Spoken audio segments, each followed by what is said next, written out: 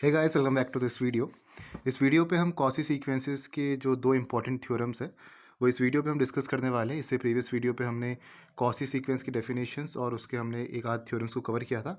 तो previous video आप देख सकते हो, लिंक आपको नीचे डिस्क्रिप्शन बॉक्स में मिल जाएगा। इसमें आपके दो मेन थ्योरम्स आती है कॉची सीक्वेंस में। और एक तो है आपका है कि अगर आपकी कोई सीक्वेंस कॉची सीक्वेंस है तो सीक्वेंस आपकी बाउंडेड होगी। और जो आपकी सेकंड थ्योरम है वो है आपका कॉची कन्वर्जेंस क्राइटेरियन, जो कहता है कि a sequence converges if and only if it is a Cauchy sequence. कोई भी सीक्वेंस आपकी तभी कन्वर्ज करेगी जब वो आपकी कॉची सीक्वेंस होगी। तो दोनों थ्योरम्स के हम यहाँ पर प्रूफ देखने वाले। तो सबसे पहली थ्योरम आपकी क्या कहती है, कोई भी सीक्वेंस आपकी कॉची सीक्वेंस है तो सीक्वेंस आपकी यहाँ पर बाउंडेड होगी। कॉची सीक्वेंस की डेफिनेशन क्या थी, for all n greater than equals to m, m और उससे ऊपर की वैल्यूज़ के लिए हमारे पास दो ऐसी टर्म्स है सीक्वेंस में कि जो उनके डिफरेंस का मॉड्यूलस है वो हमेशा आपका लेस देन एप्सिलॉन होगा। तो ये आपके यहाँ पर कॉची सीक्वेंस की डेफिनेशन है। तो हमें ये प्रूफ करना है कि अगर कोई भी सीक्वेंस आपकी कॉची सीक्वेंस है तो सीक्वेंस आपकी एक बाउंडेड सीक्वेंस भी होगी। ठीक है, तो किस तरीके से हम प्रूफ करेंगे। हमने यहाँ पर अज्यूम किया है कि एस एन आपके पास एक कॉची सीक्वेंस है और यहाँ पर हम लेट कर रहे हैं कि जो आपके पास एप्सिलॉन है जो हमने ग्रेटर देन जीरो माना है वो आपका ई इक्वल्स टू वन है। वन की इक्वल हमने मान लिया। तो यहाँ से हम लिख सकते हैं कि there exist m belongs to N. जब आपका एप्सिलॉन इक्वल्स टू वन होगा तो एप्सिलॉन इक्वल्स टू वन के लिए आपका एम एक टर्म एग्जिस्ट कर रही है नेचुरल नंबर पे, such that s n minus s m का जो डिफरेंस का मॉड्यूलस है वो आपका लेस देन वन है for all n greater than equals to m. मतलब एम और एम से ऊपर वैल्यू के लिए हमारे पास सीक्वेंस में दो ऐसी टर्म है एस एन और एस एम जिनका जो आपका डिफरेंस है उनका मॉड्यूलस आपका लेस देन वन है। तो बेसिकली आपका वैसे डेफिनेशन क्या थी कौन सी सीक्वेंस की, कि जो आपका डिफरेंस है टर्म्स के बीच का उनका जो मॉड्यूलस है आपका लेस देन एप्सिलॉन है। हमने यहाँ पर एप्सिलॉन को वन की इक्वल एज्यूम कर रखा। तो इसलिए यहाँ पर हम लिख रहे for all n greater than equals to m, s n minus s m का जो मॉड्यूलस है it will be less than one. तो जब हम इसको मॉड्यूलस को ओपन करेंगे तो हमें प्लस और माइनस साइन मिलेंगे। तो इसको हम लिख सकते हैं s n is greater than s m minus one but it is less than s m plus one for all n greater than equals to m. हमने इसको ओपन कर दिया है, मॉड्यूलस आप हटाओगे तो प्लस और माइनस आपको मिलेगा। तो एस एन के लिए हमने हमारे पास दो वैल्यूज आई इनके बीच में, एस एम माइनस वन और s m plus one for all n greater than equals to m. ठीक है, तो इसका अगर हम लोअर बाउंड और अपर बाउंड देखें, क्योंकि बाउंडेड सीक्वेंस की हम बात करें, हमें ये प्रूफ करना है कि सीक्वेंस आपकी बाउंडेड सीक्वेंस है, तो हमें लोअर बाउंड और अपर बाउंड देखना पड़ेगा। तो एक बार हम K1 लेंगे, एक बार हम K2 लेंगे। तो K1 के लिए अगर हम यहाँ पर मिनिमम देखिए, जो आपका लोअर बाउंड जाएगा वो आपका एस एम माइनस वन तक जाएगा, दैट मीन्स यहाँ तक। और जो आपका अपर बाउंड होगा वो हमने K2 से शो करा है। तो जो आपका मैक्सिमम कहाँ तक जाएगा, एस एम प्लस वन तक। ठीक है, ये आपको कन्फ्यूज़ नहीं करना है। आपका एस सब्सक्रिप्ट में एम प्लस वन है और यहाँ पर एस सब्सक्रिप्ट में एम माइनस वन है, और एम माइनस वन आपके यहाँ पर सब्सक्रिप्ट में है। मतलब एम माइनस वन टर्म्स आपके यहाँ तक है और पूरा अगर आप देखो तो आपके पास एम टर्म्स है, यहाँ पर भी आपके पास एम टर्म्स है।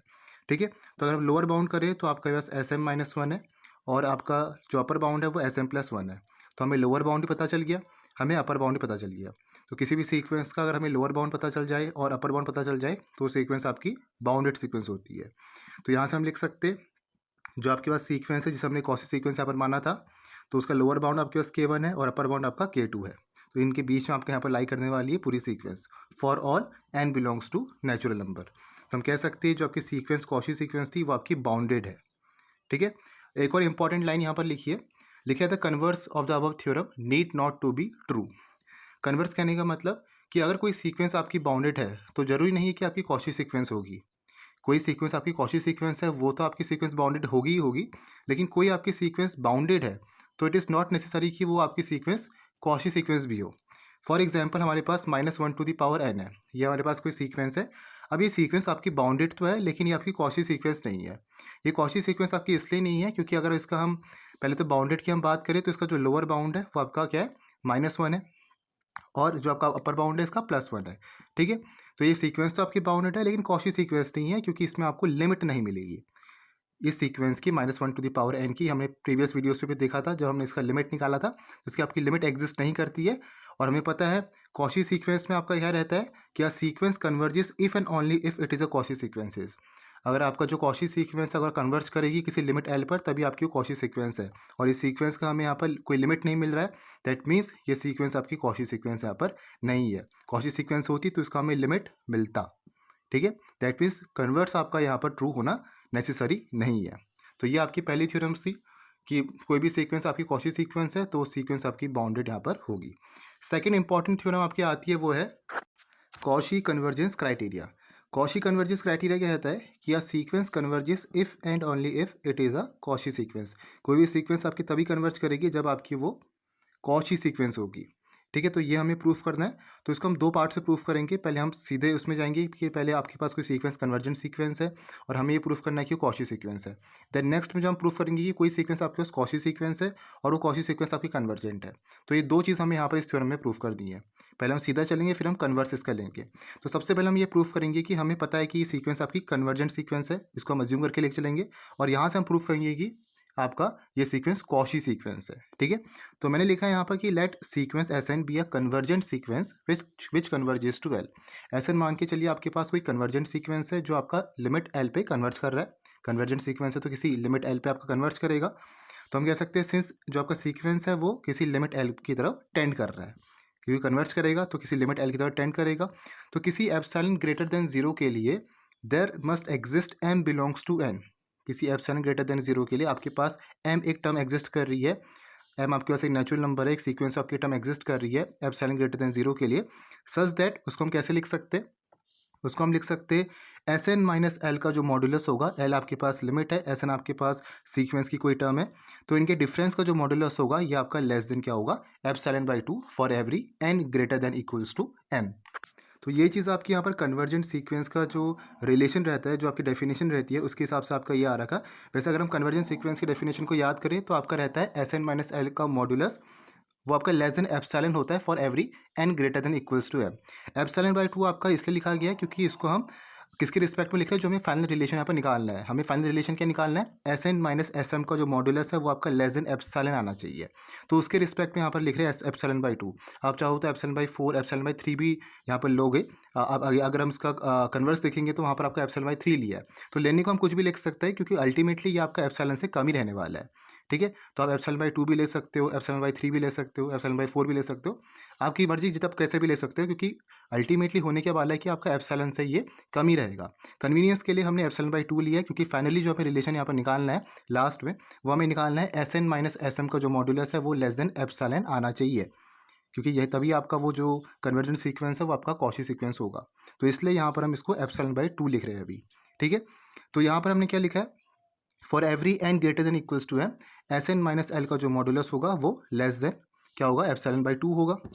देन नेक्स्ट क्या लिखा है यहाँ पर? सिमिलरली हम लिख सकते हैं एस एम माइनस एल का जो मॉडुलस है वो भी आपका less than epsilon by two है। तो अगर यहाँ पर हम दोनों के डिफरेंस का मॉडुलस ले, एस एन और एस एम के डिफरेंस का मॉडुलस लेंगे, तो एस एन के लिए आपको एस एन माइनस एल मिलेगा और माइनस ऑलरेडी है। एस एम के लिए हम लिखेंगे एस एम माइनस एल। ठीक है, अब यहाँ पर हम क्या लगाने वाले? मॉडुलस की प्रॉपर्टीज़। तो ये किसके लेस देन इक्वल टू होगा? एस एन माइनस एल का modulus plus s m minus l का मॉडुलस। तो इसको हम ब्रेक डाउन करके कुछ ऐसे लिख सकते हैं। ठीक है, और ये आपकी किससे लेस है? Epsilon by two plus epsilon by two. S minus l के लिए आपका एप्सिलॉन बाई टू है और similarly s m minus l के लिए भी आपका क्या है? Epsilon by two for all n greater than equals to m. तो जो आपका s n minus s m का मॉडुलस है it will be less than epsilon for every n greater than equals to m. तो यहाँ से हम कह सकते हैं एस एन के आपके पास एक कॉशी सीक्वेंस है, क्योंकि जो कॉशी सीक्वेंस का आपका जो डेफिनेशन होती है वो आपकी यही रहती है कि एन इक्वल्स टू एम या एम के ऊपर वैल्यू के लिए हमारे पास सीक्वेंस में दो ऐसी टर्म्स है जिनका डिफरेंस का मॉडुलस आपका लेस देन एप्सिलॉन है। ठीक है, तो हमने सबसे पहले क्या लिखा है यहाँ पर? सबसे पहले हमने एस एन के लिए देखा, वो हमारे पास एस एन माइनस एल आया यहाँ से। ठीक है, देन हमने सिमिलरली यहाँ पर एस एम के लिए देखा, वो आपका एस एम माइनस एल है। यहाँ पर हमने मॉडुलस की प्रॉपर्टी लगाई, less than equals to s n minus l plus s n minus l का मॉडुलस हमने कुछ इस तरीके से लिखा। एस एन माइनस एल का मॉडुलस आपका एप्सिलॉन बाई टू है। Similarly s n minus l का जो मॉडुलस है वो भी आपके पास एप्सिलॉन बाई टू है। तो दोनों को ऐड करेंगे तो क्या बनेगा? आपका एप्सिलॉन बनने वाला है for every n greater than equals to m. तो अभी तक हमने यह प्रूव किया कि आपका को जो सीक्वेंस आपकी कन्वर्जेंट सीक्वेंस है वो आपकी कॉची सीक्वेंस भी है।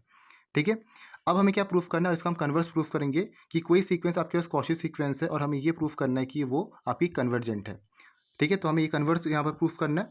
तो यहाँ पर हम क्या अज्यूम कर रहे हैं कि let s n be a Cauchy sequence, क्योंकि इस बार हम रिवर्स में प्रूफ कर रहे हैं।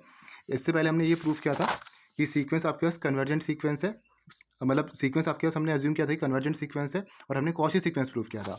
अब हम अज्यूम कर रहे हैं कि सीक्वेंस आपके पास कॉची सीक्वेंस है और हमें कन्वर्जेंट प्रूफ करना है। ठीक है, तो अगर आपके पास सीक्वेंस कॉची सीक्वेंस है तो सीक्वेंस आपकी बाउंडेड भी होगी।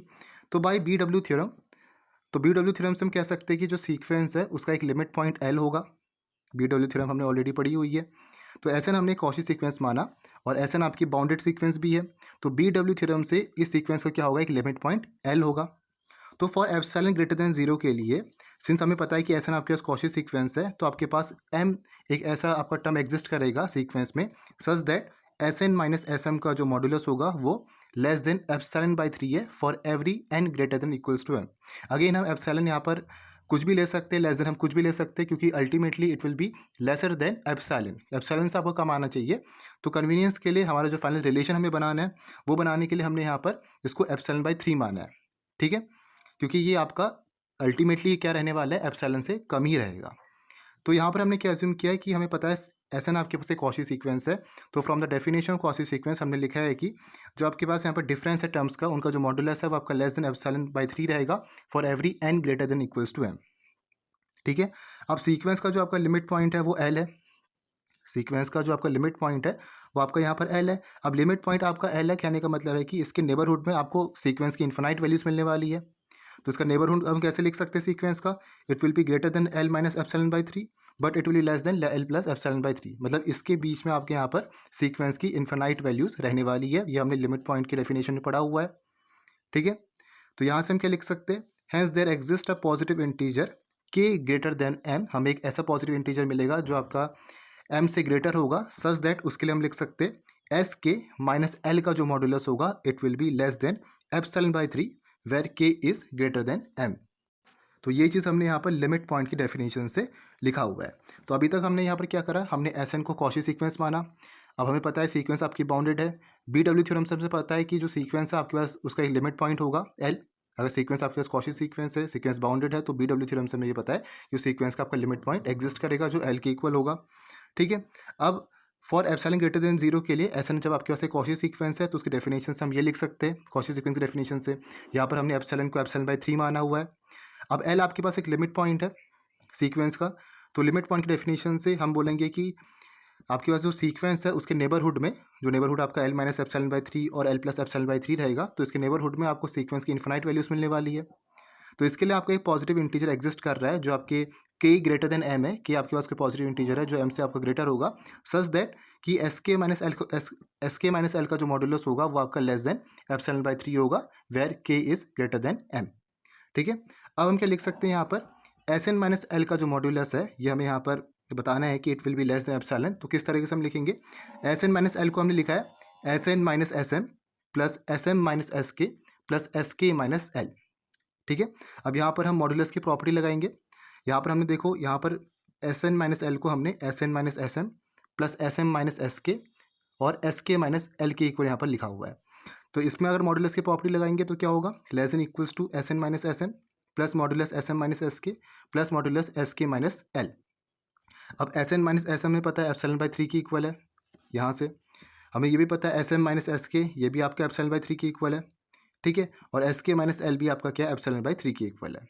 तो epsilon by 3 epsilon by 3 epsilon by 3 को अगर ऐड करेंगे for all n greater than equals to M, तो हमें क्या मिलेगा, एस एन माइनस एल का जो मॉड्यूलस है it will be less than epsilon for all n greater than equals to M।